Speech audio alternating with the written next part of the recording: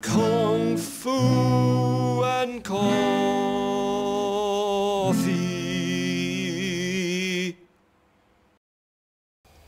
Hello, welcome back to Kung Fu and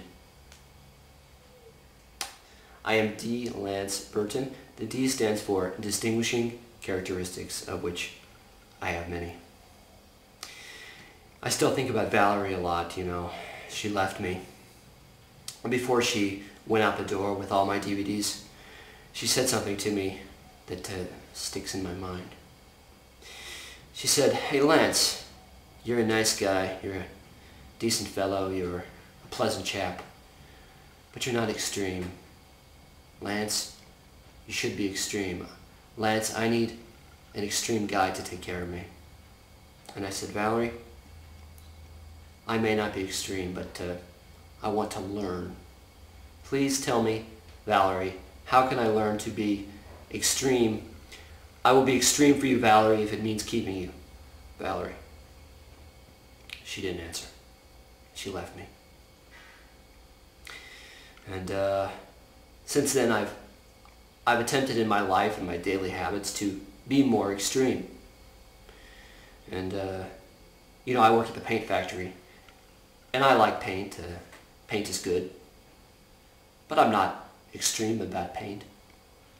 I'm not zealous about paint.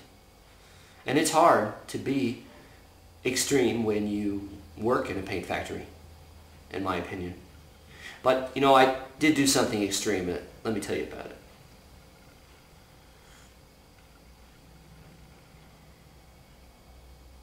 The other day I went over to Valerie's apartment because she's moved into an apartment with Mallory. They live together. And I sat there outside their apartment about 10 hours. And as I sat for 10 hours, I thought about how I could be extreme. And about 5 hours into it, I saw a curtain open and I saw Mallory peeking out at me. Yeah. And after 10 hours, I didn't really know how to be more extreme. I hadn't figured it out. But later I realized that waiting 10 hours outside someone's apartment for them to come out, that's pretty extreme. Could be considered extreme or illegal. Just saying. You know, and then I had the idea that, well, there are really three types of people in the world. One type of person is what I call a blower, right? They radiate psychic energy outwards, right? And they can attract people, and they can be very successful. The other type of person is like Valerie or Myron Kravitz down at the Video Village. They're what I call a psychic vampire. They suck energy. But those types of people are extremes, and there's not so many of those people. The vast majority of us are somewhere in the middle. We're moderates. But being a moderate is not always a good thing, right? We moderates can't really get it together. I don't think we could, we wouldn't have a club of moderates. You'll never see a convention of people who are only mildly interested in Star Trek. It'll never happen. Anyway, today's movie is called A Life of a Ninja. And you could say that I'm kind of agnostic about this movie. You know, a blower might be, he might say, you know, this is the worst movie I've ever seen. But he might turn that into a positive thing. He might get excited about how bad this movie is. Another type of person, a vampire, might say, "Oh, it's the worst movie in the world, I hate it." And it would be purely negative. But for those of us in the middle, it's just kind of... Anyway, enough yakking, let's just see the bits, huh?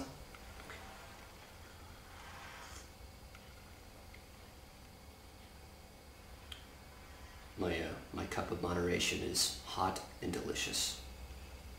Always. Okay, I'm not sure any of these people have names. I'll try to explain the story such as it is. Our hero is an instructor of stick fighting, and he meets this lady who's also into stick fighting. She's got a sister. Her sister has a husband, and the husband is being hunted by ninjas. He hopes that our hero will protect him from the ninjas. Now, in flashback, we learn that our hero was trained by a ninja. And the ninjas try every which way to get at these people and fail. They get this fat guy, though. Fighting ensues. In the exciting climax, our hero finds the top secret ninja cave. And the audience finally gets some kung fu. Now, before, I've praised the minimal endings of some kung fu movies, but this one is terrible and involves a bit of music that sounds like the Honeymooners theme. Probably if anyone takes anything from this movie, it's this scene which happens right at the beginning. Let's take a moment and watch it together. You know, if this turns you on, you probably have a thing for mud. Seek professional help, or just take a shower. This movie should be called A Day in the Life of a Ninja. I read the news today, oh boy. It's a message from the ninja. It means you're going to sleep with the snakes. I do have to warn you, this scene involves brutality to snakes. Yeah, I don't know. I hate my wife. I'd become gay, but I can't afford new clothing. The ninjas in this movie use Dongku poison. Dongku. This flashback scene looks like it came out of a different movie. Our main character reveals how he received his ninja training. The ninja clan is called the Iga clan. So the cop says, "What do you think? You think these ninjas are Iga?" And the other guy says, "Oh, they're Iga. Or reluctant."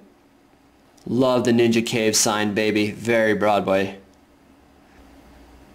I was thinking of going into a new line of work, so I sent my application to the ninja school. But they saw it coming and they wouldn't take me. Ninja mind control. Now, our government was messing with remote viewing. They should have been investing in this. It is true that almost everyone loves ninjas, but here it just doesn't translate cinematically. Most of them use swords. Our hero uses his fist. It's not very exciting. Poor editing sabotages this scene of ninja sabotage. I love cop talk in movies. "Hey Jack, you gotta let me know what game you're running. Things gotta be done by the book." I hope that's not the world's funniest joke. Even a ninja can't withstand it. To give you some idea, even Bolo turned this movie down, so they got this guy instead. This guy's a ninja? What? Okay, now watch this. Jeez. At least there are some fun slow motion shots in this scene. Okay, there's a question of pronunciation. Do you say ninja or ninja? I've learned something from this movie. Ninjas exploit stupid people. They're just like politicians. What about you? Are you daily endeavoring in your life to be more extreme? Do you practice extremeness? Do you wake up in the morning and put on your extreme cap? Me neither. Yeah, but we moderates, don't get much respect. It's gotta be said. You know, there's lots of ninjas in this movie. Never met a ninja in real life.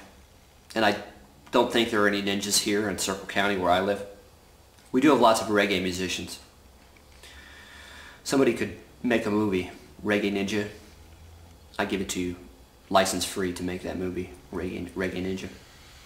I will buy your Laserdisc when it comes out, and the soundtrack album on vinyl LP. This movie kind of falls below the threshold where I'd want to assign it a bean rating, so I think I'll have to abstain on that and just say cheers, guys. Until next time. I bet if I was a ninja, Valerie would come back to me. She'd say, "Lance, you have received extreme ninja training, and now I love you." She talks like that, Valerie. Today's show is brought to you by Unicorn Coffee. Unicorn Coffee. A good cup probably doesn't exist.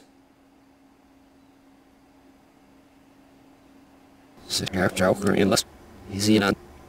honey, it was up when you make a stand was somewhat, no, and it's there particular.